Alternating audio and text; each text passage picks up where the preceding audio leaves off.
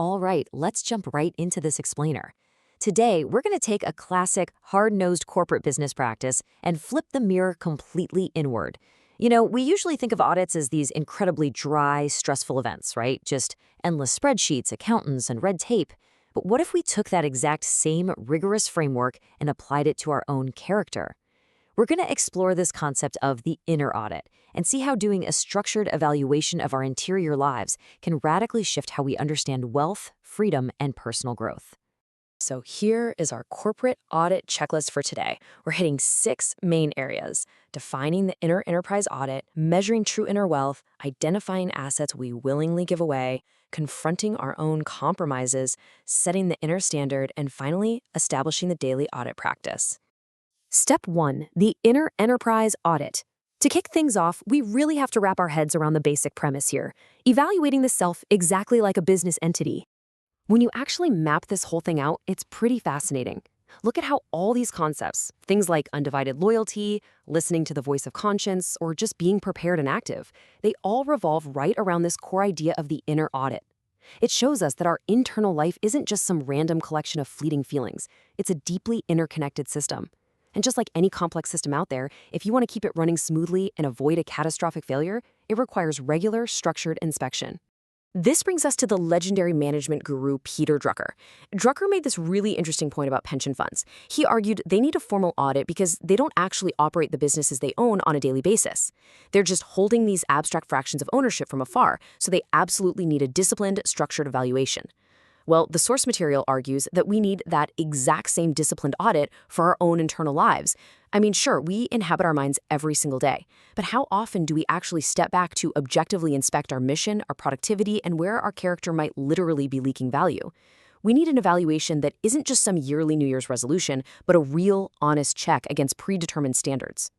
All right, moving right along to step 2, measuring true inner wealth. For this phase of the audit, we have to totally redefine how we measure our personal balance sheets. In a standard business audit, you're looking at line items like net worth, job titles, and external power, right? But a personal audit, it completely flips the script.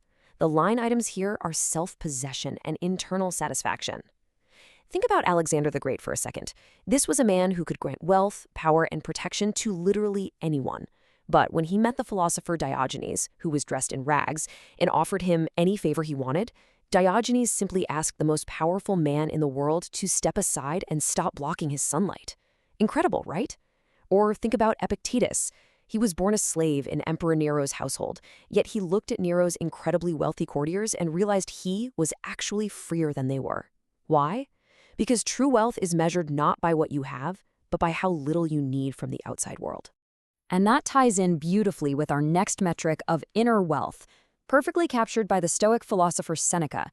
Instead of spending all our energy fighting reality or, constantly complaining about our luck like a weak soul, our audit checks one simple thing: are we prepared and active? A truly wealthy inner enterprise doesn't waste its resources trying to rewrite the past or control external chaos.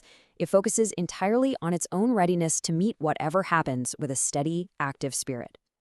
Step 3, assets we willingly give away.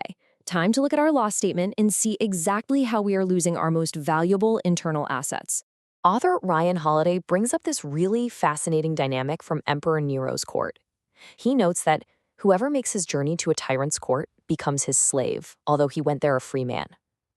Back then, you had guys like Agrippinus and Thrasea, who flat out refused to attend Nero's banquets. They wouldn't participate in his fictions, and because of that, they kept their self-respect completely intact. But others, even folks like Seneca himself, stayed close to power. They rationalized it, thinking they were a moderating influence. But in doing so, they compromised. They essentially surrendered their internal assets. So here's the real kicker. A tyrant can take your wealth, they can take your title, they could even take your life. But they absolutely cannot take your dignity unless you hand it over. The most devastating losses in our inner lives aren't armed robberies. They're willingly given away in 1,000 tiny accommodations. It's a little white lie here, it's a compromised value there just to please a boss, it's staying quiet when you know you should speak up. We just slowly, quietly hand over our freedom piece by piece. Step 4, confronting our own compromises. We have to face the red ink on our balance sheet now, which means normalizing the hard truth that we all fail. Think about it. Even history's absolute greatest leaders and stoics cracked under pressure. Cato's rigidness basically helped end the very republic he was trying so hard to save. Marcus Aurelius allowed persecution. Pontius Pilate, a guy who historians note could clearly see what the right thing to do was, still let himself be talked out of doing it simply because the political cost was too high. These guys weren't cartoon villains. They were great people who let their character waver. We are them, and they are us. Let's be real, an audit that only gives you good news is totally worthless. It's just a rubber stamp. You have to sit with this incredibly uncomfortable reality and honestly ask yourself, where are the places in your own life where you quietly compromise? Where do you hide behind company policy or ignore your own conscience just because the political cost is too high?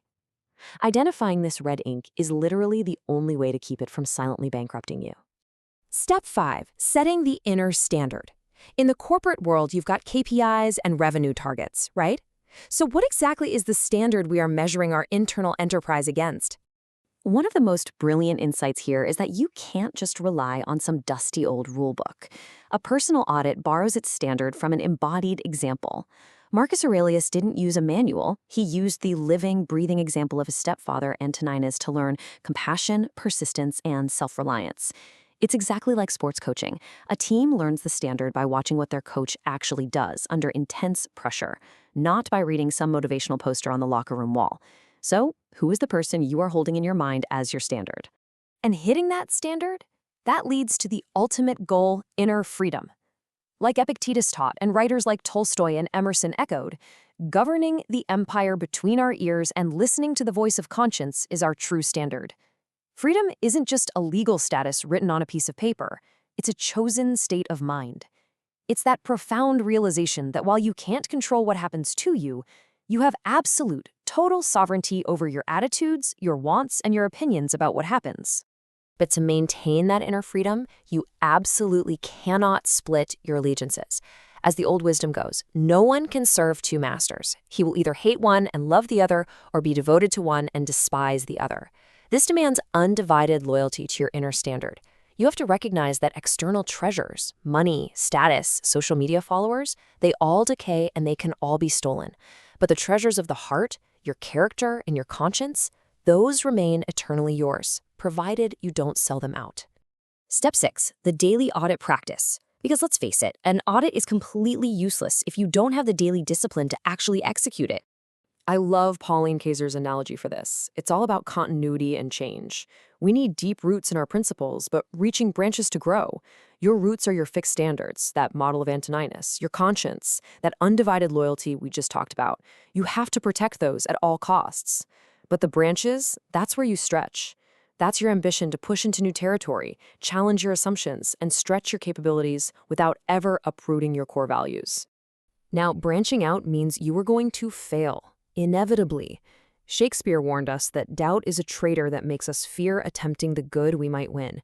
And modern figures like Lionel Messi and Steven Kotler talk all about productive failure. The message across the board is clear. True growth is messy. The daily execution of this audit requires total, absolute humility. It requires you to be willing to fail repeatedly in pursuit of a standard that you refuse to lower. You have to remain so teachable that you'd be willing to learn a lesson even from a child.